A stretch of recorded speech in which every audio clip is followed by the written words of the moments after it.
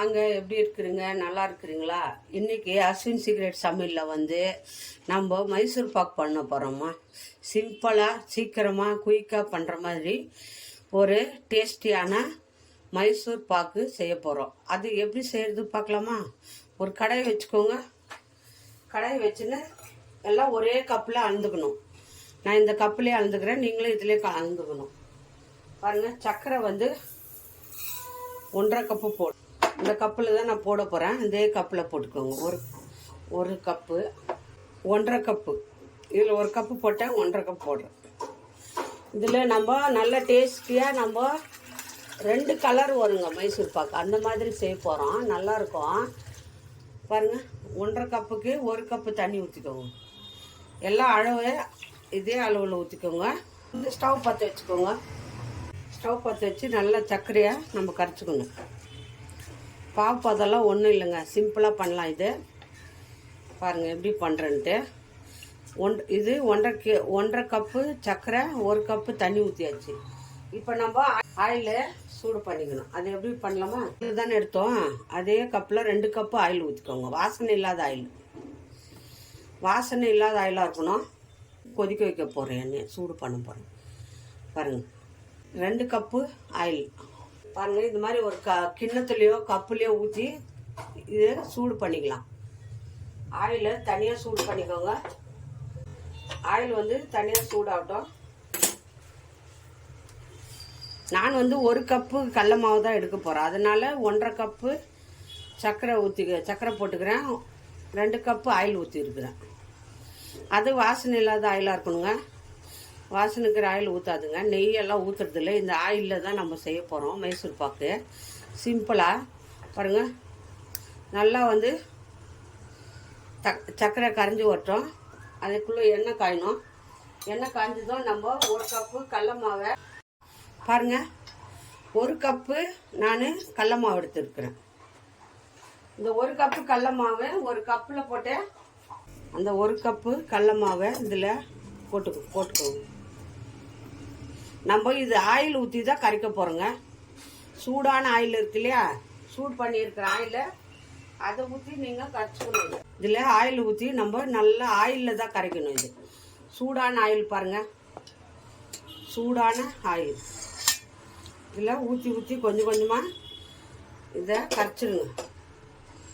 ஆயிலில் கரைச்சிடலாம். ஆயிலில் தான் கரைக்கணும். கடல மாவை நல்லா ஆயில் ஊற்றி நைஸாக கரைச்சிடுங்க. பாருங்கள், சர்க்கரை பாவு கொதிக்குது நல்லா.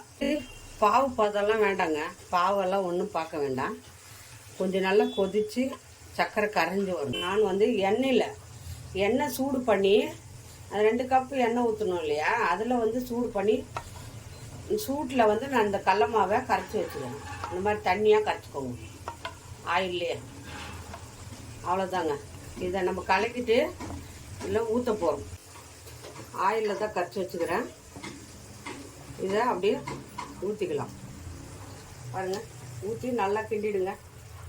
கட்டியெல்லாம் படாது, ஏன்னா வந்து நம்ம ஆயிலில் வந்து கரைச்சிக்கிறோம். கட்டி படாமல் வரும். நீங்கள் அப்படியே எல்லாத்தையும் ஊற்றிக்கோங்க. கடல மாவை எல்லாத்தையும் அப்படியே ஆயில் இந்த மாதிரி கைவிடாமல் இப்போது நம்ம அதை கலக்கிட்டே இருக்கணும். நல்லா கெட்டியாகி வரும். கலக்கிட்டே இருங்க. ஒரு கட்டி படாது. எல்லாருமே பண்ணலாம் அந்த மைசூர் பாக்கு, ஈஸியாக, கஷ்டமே இல்லாத. இப்படியே கலக்கிட்டே இருங்க, கெட்டியாகினே வரும். பாருங்கள், கடல மாவு நல்லா வெந்து வரும். பாருங்கள், சூடான ஆயில் இருக்குது பாருங்கள். கொஞ்சம் கொஞ்சம் ஊற்றுங்க. ஊற்றி கொஞ்சம் ஊற்றி கிண்டிக்கணும். நல்லா ஆயில் ஊற்றி நல்லா கிண்டி. ஆயில் சூடாக இருக்கணும். ஆயில் சூடாக வச்சு அந்த மாவில் ஊற்றினா தான் அது இந்த மைசூர் பாக்கு வந்து நல்லா அப்படியே சாஃப்டாக வரும். இப்போது எண்ணெய் கொஞ்சம் ஊற்றிக்கலாம். சூடு பண்ணிக்கிற ஆயில் இது கிண்டிகிட்டே இருக்கணும்.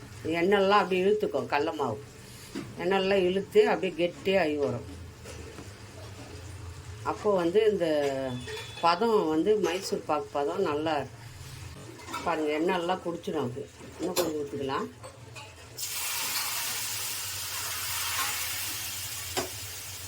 ஊற்றிட்டு நல்லா கிட்டுங்க. மாவு வந்து நல்லா கெட்டியாக வரைக்கும் மாவு வந்து நம்ம ஆயில் கொஞ்சம் கொஞ்சமாக ஊற்றி நல்லா கிண்டிகிட்டே இருக்கணும்.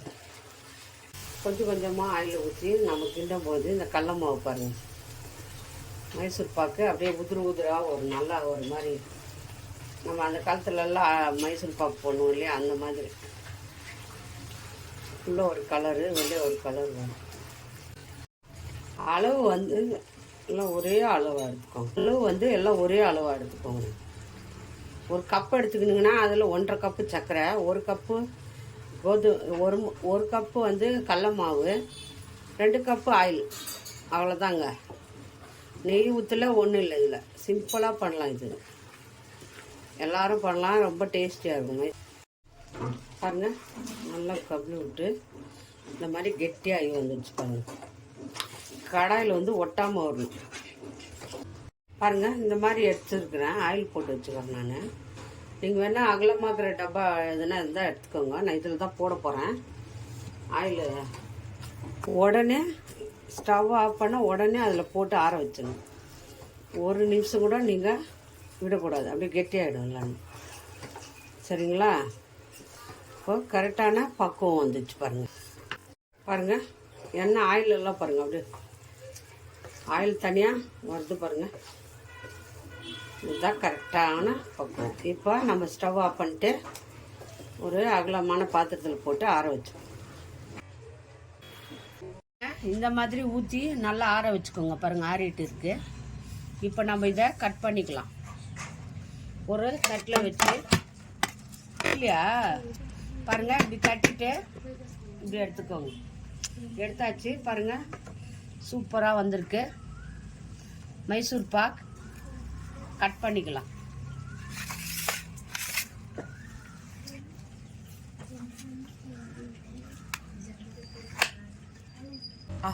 எவ்வளோ சாஃப்டாக இருக்குது பாருங்கள்.